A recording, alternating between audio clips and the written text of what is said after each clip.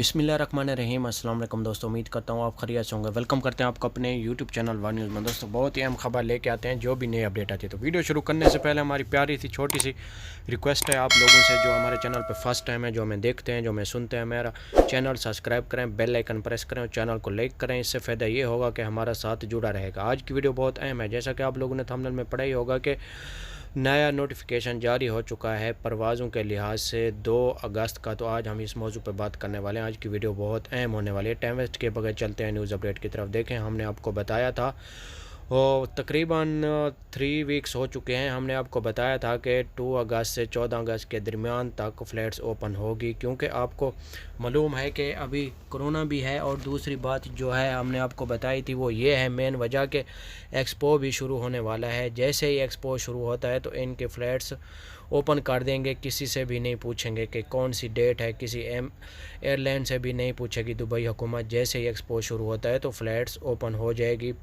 جتنی بھی کنٹری کی فلائٹس اوپن بند کی ہوئی ہیں سب فلائٹس اوپن ہو جائے گی۔ بار بار فلائٹس یہ لوگ اپڈیٹ کرتے جا رہے ہیں، اس کی وجہ یہی ہے، جو ریزن ہم نے آپ کو پچھلی ویڈیو میں بھی بتایا تھا کہ وہ ریزن یہی تھا، کرونا کا بھی ہے کچھ ریزن، اور کچھ ریزن ان کی ایکسپو کا بھی ہے۔ جیسے ہی ایکسپو شروع ہوتا ہے تو فلائٹس اوپن ہو جائے گی، پاکستان سے بھی، انڈیا سے بھی۔ ابھی 2 اگست کا اعلان کر دیا ہے، 10 جون کا، 10 جولائی کا، 15 جولائی کا، 20 جولائی کا، 25 کا، 28 کا، ایسے کرتے کرتے ابھی اگست پہ چلے گئے ہیں۔ دیکھیں، اگست کی بھی پوری کنفرم ڈیٹ نہیں ہے، ہو سکتا ہے یہ ڈیٹ بھی آگے کر دیں۔